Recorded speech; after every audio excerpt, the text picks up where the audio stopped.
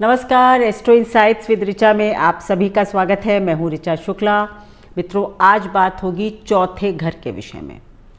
चतुर्थ भाव में सभी ग्रहों का प्रभाव, यानी कि जो हमारी कुंडली का चौथा घर होता है उसमें सूर्य से लेकर केतु तक जब अलग अलग ग्रह जाकर बैठते हैं तो वो चौथे भाव को कैसे प्रभावित करते हैं या उनका क्या फल होता है, उस पर आज बात होगी। ये एक श्रृंखला बन रही है। इसमें 3 वीडियोस ऑलरेडी आ चुके हैं, पहले, दूसरे और तीसरे भाव के। अगर आपने वो अभी तक नहीं देखे हैं तो आप उनको भी अवश्य देख लें, क्योंकि ये जो श्रृंखला है ये आपको मतलब एक ही वीडियो में आपको हर भाव के बारे में, हर ग्रह का प्रभाव पता चल रहा है, जिससे आसानी से आप अपनी और अपने मित्रों की, अपने जानकारों की कुंडली में ग्रहों का प्रभाव देख सकते हैं। ये जो भी चर्चा हो रही है ये एक जनरल प्रेडिक्शन है। यहाँ पर हम केवल ग्रह के भाव पर बात कर रहे हैं। बेसिकली ग्रहों को 2-3 तरह से हम जज करते हैं, पर 2 मुख्य तरीके हैं, भाव और राशि। यानी कि पहले भाव यानी पहले घर में है तो क्या होगा, दूसरे में है तो क्या होगा। दूसरा तरीका क्या है कि अगर इस राशि में है तो क्या होगा, दूसरी राशि में है तो क्या होगा। सॉरी। तो भाव पर बात हो रही है, अभी राशियों पर नहीं। सिंपल सी बात है कि आपको केवल ये देखना है कि आपका सूर्य अगर चौथे घर में है तो क्या होगा। आज इस पर बात होगी। वीडियो शुरू करूं उससे पहले एक सूचना कि आप लोग अगर ज्योतिष सीखने के उत्सुक हैं तो फिर जुलाई के महीने से मेरा संस्थान देव ज्योतिष 2 कोर्स लेकर आ रहा है। एक महाज्योतिष कोर्स जो 20 क्लासेस का होगा और एक नक्षत्र ज्ञान का कोर्स जो कि 5 क्लासेस का है। अगर आपको इन दोनों कोर्सेज में इंटरेस्ट है तो आप स्क्रीन पर दिए नंबर पर संपर्क करें। मेरी स्टाफ भावना जो हैं वो आपको पूरी जानकारी देंगी, और अगर आप करना चाहते हैं इसको ज्वाइन तो जल्दी से जल्दी अपना एनरोलमेंट करा लीजिए। धन्यवाद। अब शुरू होगा आज का वीडियो। ये कोर्सेज जो हैं जुलाई 2024 से प्रारंभ हो रहे हैं। डेट और फीस वगैरह आप सब फ़ोन नंबर पर कॉल करके पता करेंगे। चलिए, आज का वीडियो है चतुर्थ भाव में सभी ग्रहों का प्रभाव। चतुर्थ भाव को पहले समझ लेंगे तो आसान होगा। चौथा घर महर्षि पाराशर जी जो है इसको मातृभाव कहते हैं। मातृभाव, माँ का स्थान, ठीक है। और इसका दूसरा जो नाम है वो है सुख का स्थान, सुख का भाव। मातृभाव, सुख भाव, ये इसके 2 बेसिक नाम हैं। आप इस घर से देखते क्या क्या है? अपनी माँ देखते हैं, अपना सुख देखते हैं, अपनी शांति देखते हैं, अपने एसेट्स यानी कि जो हमारी अचल संपत्ति है, चल अचल, उसको देखते हैं। सुख में, सुख का जब नाम आता है तो इसमें सब कुछ शामिल हो जाता है। हमारा घर, हमारी गाड़ी, हमारे बंगले, हमारे आसपास का माहौल, हमारी माता। माता तो सबसे बड़ा सुख है। अगर आपकी अच्छी माँ है, स्वस्थ हैं और आपको अच्छे से पालने वाली हैं, इससे बड़ा सुख और कोई नहीं है। तो माँ का भाव ही सुख का भाव ऋषियों ने बताया है। इससे आप एक्सीडेंट भी दिखाई पड़ते हैं। देखिए, चौथा घर है, वाहन है, तो हम एक्सीडेंट भी देख सकते हैं। तो अगर मोटा मोटा बात करूं तो ये काल पुरुष में ये चंद्रमा रूल करते हैं। ये बहुत एक सॉफ्ट स्थान है। सुख का भाव है, चंद्रमा का भाव है, माँ का भाव है। तो यहाँ पर एक बात आप लोगों को खुद समझ आनी चाहिए कि यहाँ पर क्रूरता नहीं चलेगी, है ना। जो इतना सॉफ्ट, सौम्य भाव है, क्या इसमें क्रूर ग्रह अच्छे होंगे? नहीं। ये एक मोटी मोटी बात हो गई। अगर सौम्य ग्रह होंगे तो ज्यादा अच्छा होगा। क्रूर ग्रह एक कंडीशन पर अच्छे होंगे कि भाई अगर वो अपने ही घर में बैठे हो तो वो किस तरह से प्रभाव डालेंगे इस पर मैं अभी बात करूंगी, लेकिन मोटी मोटी बुद्धि समझ में आ जाती है कि भाई जहाँ पर सुख है, माँ है, आराम है, पीस है, शांति भी है, सुख शांति, तो वहाँ पर मंगल शनि राहु का क्या काम। जो दुख देने वाले हैं, कष्ट देने वाले हैं, लड़ाई झगड़ा करवाने वाले हैं, बराबर होंगे तो होंगे। चलिए, तो हर ग्रह का क्या प्रभाव होगा शुरू करते हैं। सबसे पहले सूर्य महाराज का। सूर्य राजा, तो ये मान लीजिए कि जिसके भी चौथे घर में सूर्य होगा उसकी माता की घर में चलती होगी, या उसके घर में माता का प्रभाव होगा। उनकी माता जी का स्वभाव सूर्य जैसा होगा, तेज, रूल करने वाला। आपके घर में, तभी मैंने कहा ना, माँ की चलेगी। आपको लगेगा बचपन में कि मेरी एक स्ट्रिक्ट माँ है। जिसके भी सूर्य चतुर्थ में होगा उसको स्ट्रिक्ट मदर या थोड़ी सी डिसिप्लिन करने वाली माँ अवश्य मिलेंगी। जिसका सूर्य चतुर्थ में हो उसको कभी अपनी माँ के साथ मतलब बदजुबानी और ये सब नहीं करना चाहिए कि वो बहुत शुरुआत में तो आपको बहुत ज़्यादा मतलब मार पीट के ही वो काबू में कर लेंगी, और अगर बाद में बुढ़ापे में होगा तो वो बहुत हर्ट होंगी, क्योंकि उनका स्वभाव राजा जैसा है। सूर्य जो है वो आपके लिए चतुर्थ भाव में, देखिए घर है, सुख शांति है, अब वहाँ पर बहुत आग का तो कोई काम है नहीं। तो मतलब सूर्य को चौथे भाव में विशेष सुख की स्थिति नहीं मानी जाती है। कहीं ना कहीं ऐसे लोग हमेशा अपने घर को सजाने संवारने इसमें अपनी एनर्जी वेस्ट करते हैं। सूर्य एनर्जी भी है, थोड़ा घर को ज़्यादा, इनका ध्यान घर में ज़्यादा रहता है। किसी भी मेल की भी पत्रिका हो, अगर सूर्य चतुर्थ में होगा तो ऐसे लोग घर में मतलब बिल्कुल रचने बसने वाले होंगे। सूर्य आत्मा है ना, तो आपका मन अपने घर में लगता है। अब अगर मन घर में लगेगा तो फिर काम क्या करोगे? कहने का मतलब ये कि भाई सूर्य जो है वो प्रभावशाली ग्रह है। अगर चौथे घर में है, यानी आपका जब जन्म हुआ तो ये रात्रि, मध्य रात्रि का समय था, 12-12 बजे का आसपास का, तो उस वक्त तो सूर्य प्रभावशाली नहीं होते ना। तो ऐसे लोग जो हैं जिसका सूर्य चतुर्थ में हो, वो अपने घर से जब दूर चले जाते हैं, बाहर निकल जाते हैं, तो वो प्रकाशवान हो जाते हैं। मैं तो कहूँगी विदेश ही चले जाएं तो बहुत अच्छा, और नहीं तो अपने जन्म स्थान को तो छोड़ें ही, तो फिर ये अच्छा प्रभाव देता है। हाँ, अगर सूर्य पर बृहस्पति की दृष्टि आ रही हो, सूर्य उच्च चुके हों, इस तरह से हो, तो आपके पास अच्छा घर, अच्छी गाड़ी, अच्छा बंगला, ऐसे घर में आपका जन्म हो सकता है। आपके पास भी हो सकते हैं। आपके पास सदैव एक अच्छा घर होगा, ऐसा घर होगा जिसमें सूर्य का प्रकाश अवश्य आता होगा। तो सूर्य का प्रभाव इस तरह का होता है। अगर चंद्रमा चौथे घर में बैठे हैं तो आपका अपनी मदर से एक विशेष लगाव है। ऐसे लोग अगर विदेश भी चले जाएं तो अपने माँ के प्रेम में या अपने घर की जिम्मेदारियों की वजह से उनको वापस आ जाना पड़ता है, क्योंकि कहीं ना कहीं माँ का प्रभाव उनकी कुंडली पर स्ट्रांग हो जाता है। आपको अपनी माता जी की सेवा भी करनी चाहिए। चतुर्थ का चंद्रमा माता के लिए अगर आप अच्छी इज्जत रखते हैं, अच्छा सम्मान रखते हैं, तो आपकी बहुत उन्नति कर सकता है।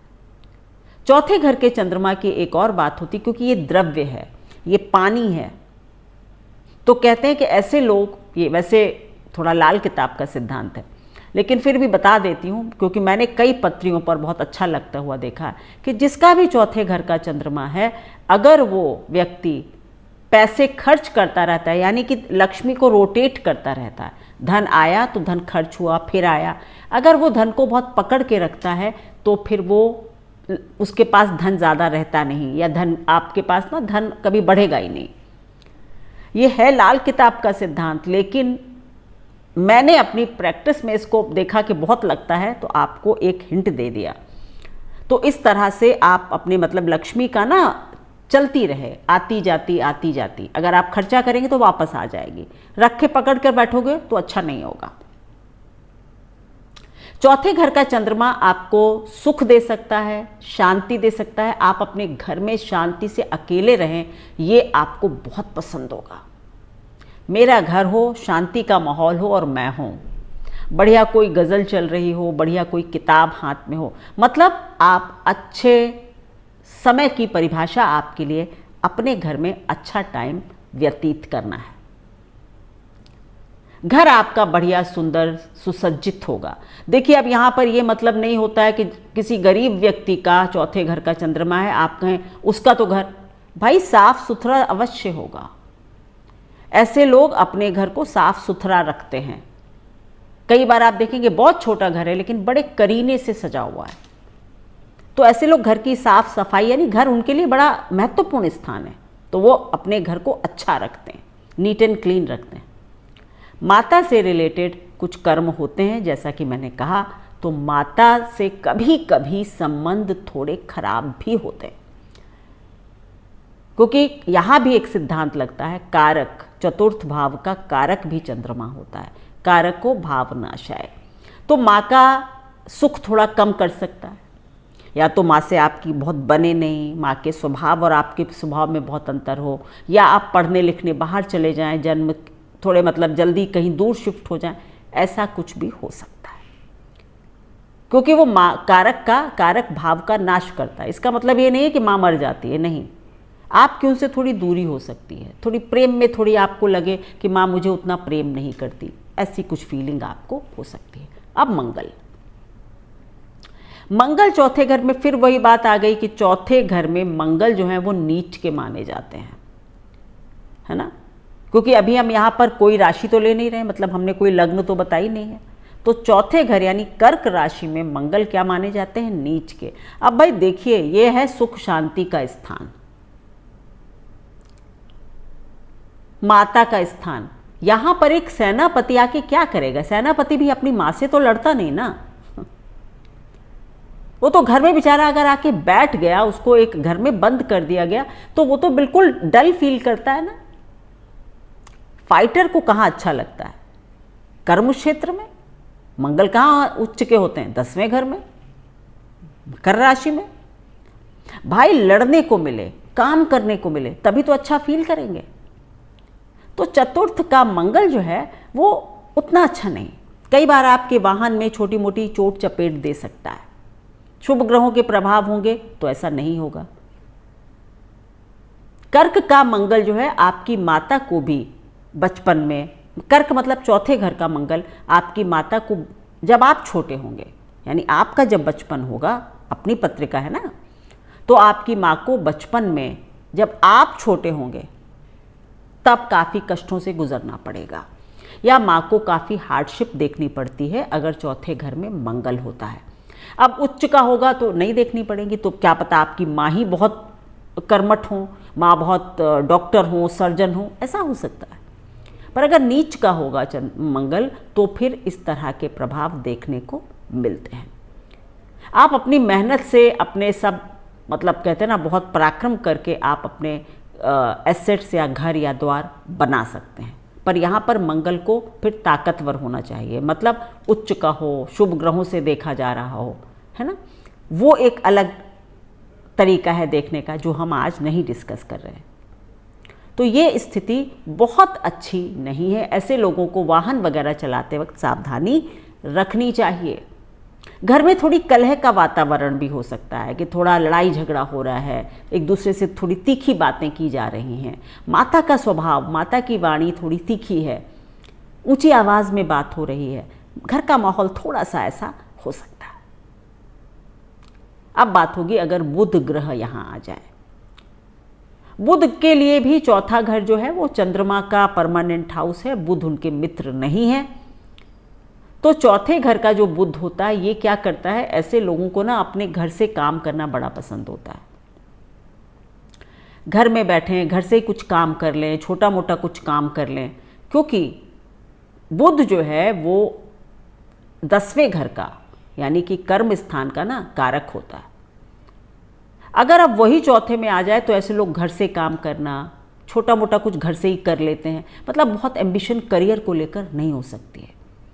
अब अगर यहाँ पर बुध उच्च का होगा, अपने घर में होगा तो अलग बात होगी, पर जनरल ऐसे लोग कई बार खेती करना चाहते हैं, अपने घर वापस लौट के जाना चाहते हैं, मतलब ऐसा कि मैं कुछ एग्रीकल्चर का काम कर लूँ, मैं ऐसा कर लूँ, इस तरह के विचार, यानी घर से जुड़े, भूमि से जुड़े कुछ कार्य करने का विचार, घर से कार्य कर लें, ऐसे विचार देता है। आपकी माता की बातचीत की शैली बड़ी अच्छी हो सकती है, आपकी माता जी बातचीत करने में बहुत माहिर हो सकती हैं, अच्छी कम्युनिकेशन स्किल्स आपकी माता जी की हो सकती हैं। या आपके घर में कोई व्यक्ति ऐसा हो, आपके घर का जो वातावरण है वो जनरली ठीक रहेगा, क्योंकि सौम्य ग्रह है। घर में आपके जो आपस में संवाद होगा, अगर किसी को खराब बात भी कहनी होगी तो वो भी थोड़ा तमीज से कहेगा। जहाँ मंगल होगा वहाँ थोड़ा कर्कश होगा, पर बुध होगा तो तरीके से बातचीत होगी। तो यहाँ पर बुध को अच्छे से देखना होगा कि भाई वो ओवरऑल क्या कह रहा है, पर ये जनरल उसके हिसाब किताब आपको देखने को मिलेगा। बृहस्पति अगर चतुर्थ भाव में हो तो सबसे पहली बात ये कि आपकी जो माता जी हैं वो रिलीजियस होंगी, स्पिरिचुअल होंगी। आपके घर में मतलब बड़ा पूजा पाठ सा होता रहेगा, निश्चित रूप से होगा। कथा हो रही है, कोई पाठ हो रहा है, या आपकी माँ रोज पूजा कर रही हैं, घर का माहौल एक पूजा पाठ वाला अच्छा होगा।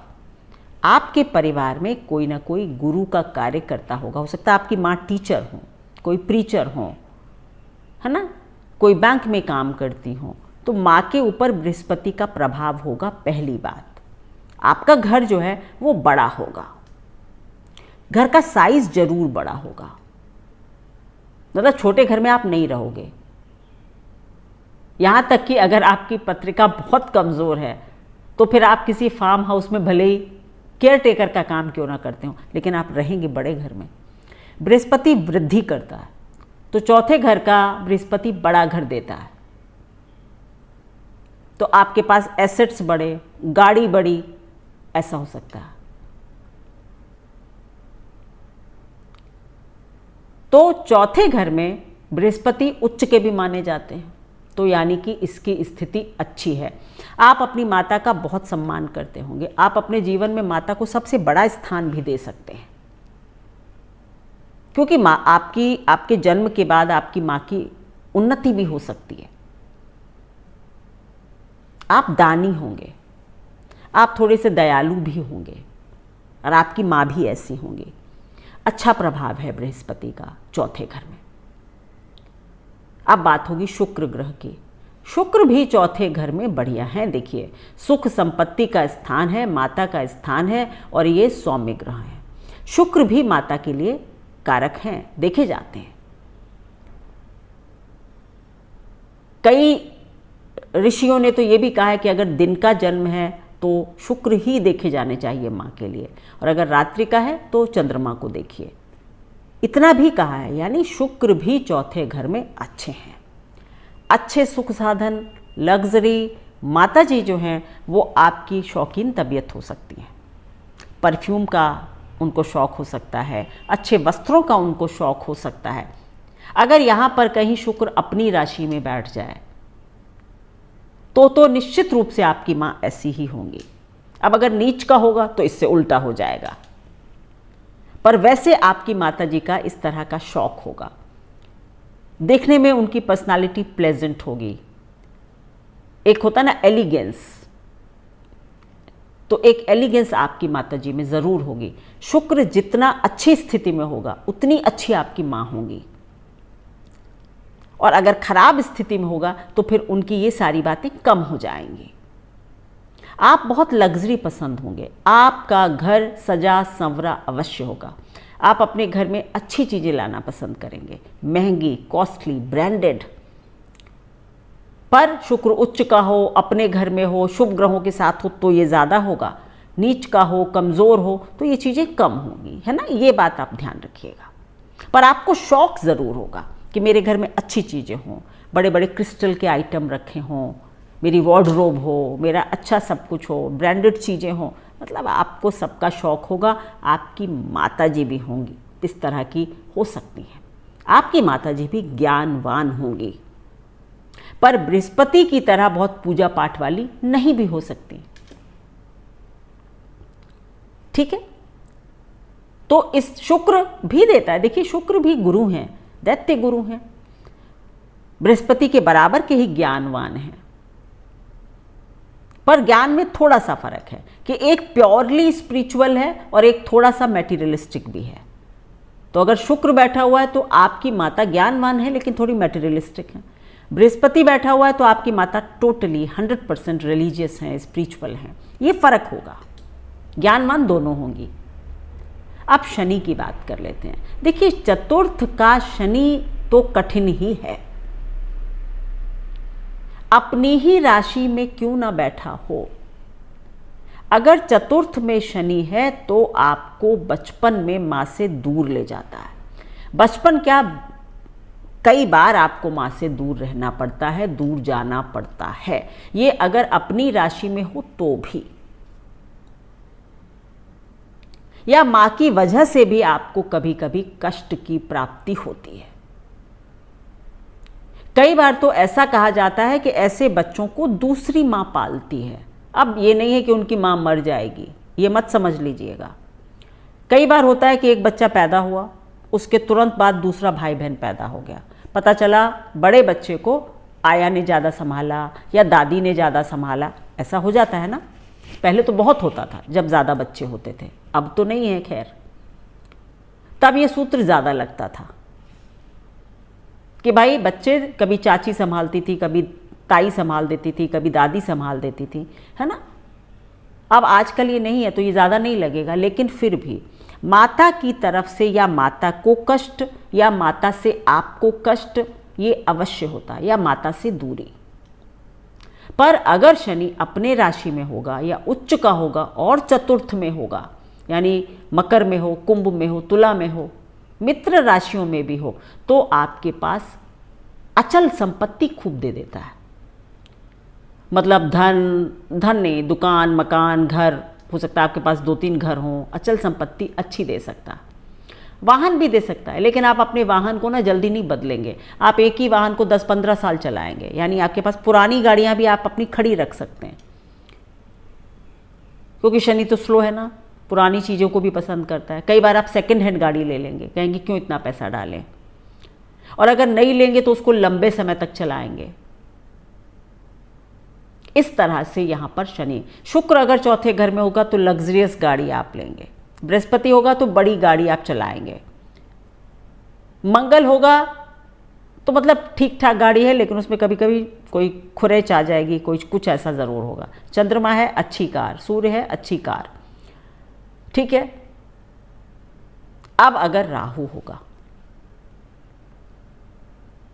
अगर राहु होगा तो भाई राहु चौथे घर में बहुत अच्छा नहीं माना जाता। इसका पहला मैंने देखा, क्योंकि माँ का स्थान है, कि आपकी माँ बहुत एम्बिशियस है, उनका जो थॉट प्रोसेस है वो भी काफ़ी अनकन्वेंशनल है।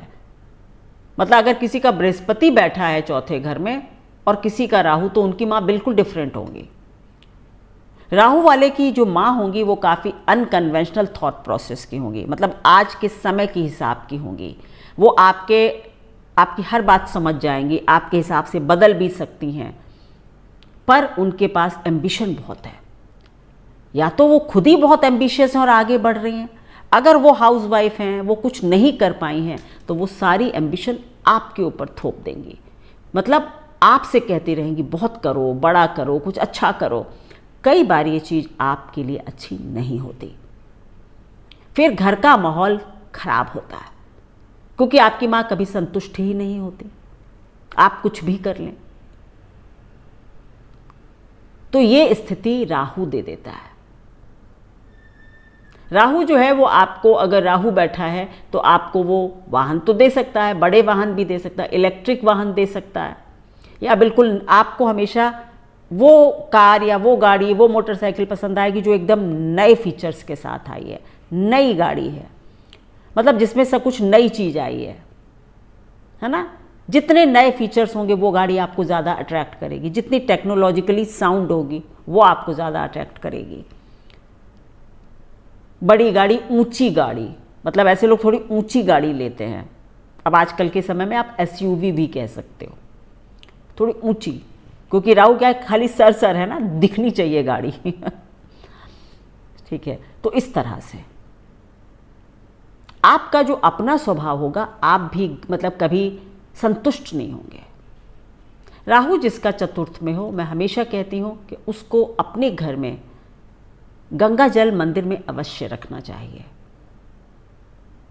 है ना। राहु अगर चतुर्थ में, मैं और ग्रहों का उपाय सबका नहीं बताया मैंने, राहु एक ट्रिकी प्लैनेट है, तो आप अपने घर में किसी पात्र में गंगा जल भरकर अवश्य रखें, और अपने घर के जो बाथरूम्स होते हैं उनको ड्राई रखें, मतलब वहाँ गीला ना हो।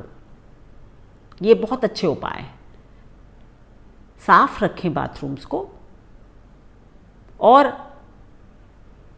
आपके घर में गंगा जल एक मंदिर में किसी पात्र में भरकर अवश्य रखें, या ये काम आपको करना चाहिए, अच्छा रहता है। चलिए अब बात होगी केतु की। चतुर्थ का केतु फिर दो ही चीज़ें दे, मैंने कहा ना केतु के पास दो चीज़ें हैं, या तो नशा है, जुनून है, स्पिरिचुअलिटी। किसी को नशा हो सकता है शराब का, किसी को हो सकता है स्पिरिचुअलिटी का, किसी को हो सकता है दान का, पर थोड़ा नशा है, जुनून है। आपकी माताजी ऑकल्ट की जानकार हो सकती है, ज्योतिष वगैरह की जानकारी हो सकती है, ज्योतिष को पसंद कर सकती हैं, ज्योतिषी भी हो सकती हैं, क्यों नहीं। उनको एक जुनून होगा कि भाई अगर ज्योतिष है तो ज्योतिष का जुनून होगा, स्पिरिचुअलिटी है तो स्पिरिचुअलिटी का जुनून होगा। अगर ये ठान लिया कि भाई बहुत दान दया धर्म करना है, तो वो भी वो बहुत करेंगी। थोड़ी सी जुनूनी, है ना, कि एक बात को करना है तो बस करना है, ठान लिया तो ठान लिया। आपकी माताजी जड़ों से जुड़ी हुई होंगी निश्चित रूप से, मतलब वो कभी भी ऐसे फ्लाई हाई नहीं करेंगी। वो ये ज़रूर देखेंगे कि मेरे संस्कार क्या कहते हैं, मेरा परिवार क्या कहता है। अपने संस्कारों से बंधी हुई होंगी आपकी माँ। राहु वाली नहीं हो सकती हैं, मैंने कहा ना वो अनकन्वेंशनल हो सकती है। राहु वाली ट्रेडिशनल होंगी, केतु वाली ट्रेडिशनल होंगी। पर अगर ये पाप प्रभाव में आ जाए या कुछ, तो आपकी माताजी को या तो मानसिक रोग हो सकता है, जी हाँ, मानसिक रोगी भी हो सकती हैं आपकी माँ।